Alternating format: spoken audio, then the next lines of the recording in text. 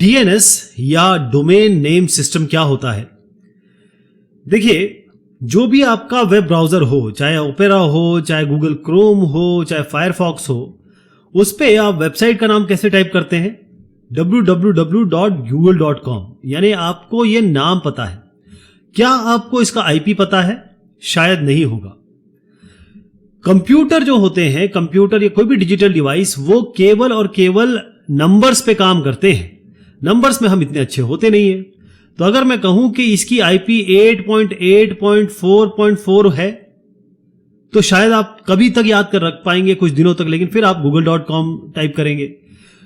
लेकिन कंप्यूटर समझता है आईपी।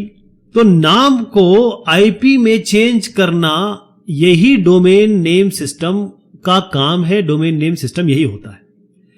तो ह्यूमन या इंसान जब भी किसी वेबसाइट को एक्सेस करना चाहते हैं, ऑनलाइन जाते हैं, या किसी भी रिसोर्स को, कंटेंट को जानना चाहते हैं, तो वो उसका इस तरीके से ब्राउजर पे एक नाम देते हैं।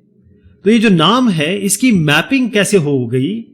ये एक डायरेक्टरी है। पुराने जमाने में क्या होता था, हम नाम देखते थे और यहां पर उसका नंबर होता था, तो उस नाम के हिसाब से नंबर फोन मिला देते थे।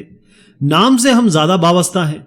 तो डोमेन नेम सिस्टम इस तरीके से समझ लीजिए कि ये एक टेबल है या एक डायरेक्टरी है, जिसमें यहां पर तो आपके नाम लिखे हुए हैं और यहां उस नाम, हर एक नाम के संबंधित आईपी है। ओके, तो डीएनएस एक डायरेक्टरी सर्विस है, जिस तरीके से आप ये देख रहे हैं, नाम से लेकर होस्ट, या फिर ये कहें कि जो किसी भी होस्ट जिसको आप एक्सेस करना चाहते हैं या नेटवर्किंग में जिससे बात करना चाहते हैं, उसका न्यूमेरिकल आईपी एड्रेस जो कि कुछ इस तरीके का होगा, या फिर अगर IPv4 की बात करते हैं, IPv6 की बात करते हैं, तो मैं दोनों दिखाता हूं आपको। लेकिन उससे पहले आपको यह ध्यान रहे कि जब भी हम वेब पे आते हैं, तो वेब ब्राउजर इंटरनेट प्रोटोकॉल, अभी देखिए ये नेटवर्क लेयर की बात कर रहा हूं मैं, इंटरनेट प्रोटोकॉल का या आईपी का यूज करते हैं। और आईपी को एग्जीक्यूशन या आईपी का इंप्लीमेंटेशन कैसे होता है? या IPv4 या IPv6 से होता है, यानी आईपी एड्रेसेस से होता है। तो आईपी जानना बहुत जरूरी है, लेकिन आईपी तो नंबर है। हम नाम लेते हैं वेबसाइट्स का, इनको कन्वर्ट करने का ही काम है डीएनएस का। तो हर एक डिवाइस जो भी आपके इंटरनेट पे कनेक्टेड है, कोई भी डिवाइस हो, उनकी एक पर्टिकुलर आईपी एड्रेस होगा, और इस यूनिक आईपी एड्रेस को ढूंढना या इस नाम से इस आईपी को ढूंढना, यही डीएनएस है। तो डीएनएस करता क्या है कि वो डोमेन नेम को आईपी एड्रेस में ट्रांसलेट करता है। तो जैसी डोमेन नेम, इसका ये डोमेन नेम है, इसका ये आईपी है, जैसे इसको ट्रांसलेट कर दिया, इस आईपी से आपके वेब ब्राउजर पे कंटेंट आने लगेगा। तो डीएनएस, अब यहां पर दिखेगा, ये जो डीएनएस है, ये एप्लीकेशन लेयर का प्रोटोकॉल है। किसका है ये? एप्लीकेशन लेयर का प्रोटोकॉल है। और हर एक नोड, क्योंकि अगर आप लिखते हैं www.google.com, तो कैसे पता चलेगा कि कौन सी चीज क्या है? तो यहां अगर मैंने www.example.com लिखा, तो सबसे पहले जो है ये .com इसका टॉप लेवल डोमेन होगा। इसका डोमेन, अब इसके सब डोमेन बनेंगे, यानी कि एक ट्री बन रही है जिसमें .com सबसे बड़ा एड्रेस है, या फिर कहीं टॉप लेवल डोमेन है। एग्जाम्पल इस .com का सेकंड लेवल डोमेन है, और example.com का डोमेन आपका www है ना? तो डीएनएस सर्वर जो इंसानी फितरत है कि वो आईपी एड्रेसेस को इतने अच्छे से नहीं समझ सकता या याद रख सकता है।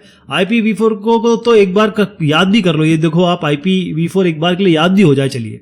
लेकिन IPv6 को कैसे याद करोगे? तो 128 बीट का एड्रेस होता है, ये तो बड़ा मुश्किल हो जाएगा।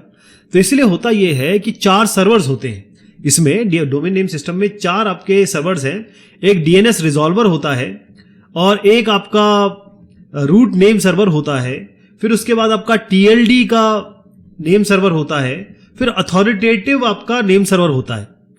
तो होता यह है कि सबसे पहले जैसे .com पता चला, ये जो रिजॉल्वर है वो पता करेगा भाई .com का सर्वर कहाँ है। .com के सर्वर पे गया, .com जैसे .org होता तो .org पे जाता, .com के सर्वर पे जाता है, पूछता है भैया ये जो वेबसाइट है कहाँ है। .com का जो सर्वर है, फिर इसको भेज देगा आपका जो भी .com है, यानी कि TLD top level domain .com है, तो .com के पास भेज देगा। .com इसे ढूंढेगा, मतलब ये सर्वर इसे ढूंढेगा, ये जाएगा भाई कि किसके पास? अथॉरिटेटिव सर्वर के पास, कि भाई ये .com है, इसकी वेबसाइट बताओ कहाँ है। अथॉरिटेटिव सर्वर को पता चल रहा है जैसे आपने GoDaddy पे डाला या फिर किसी और HostGator पे डाला, तो वहां से ये आईपी हमेशा अपडेट होता रहता है। तो यहां से बेसिकली रिजॉल्वर्स के थ्रू होते होते यहां से आपका डोमेन नेम जो है वो आईपी में परिवर्तित होता है या फिर उसका आईपी नेम मिलता है और फाइनली आपका वेब ब्राउजर जो है वो आपके वेब कंटेंट को डाउनलोड करता है या आपको दिखाता है।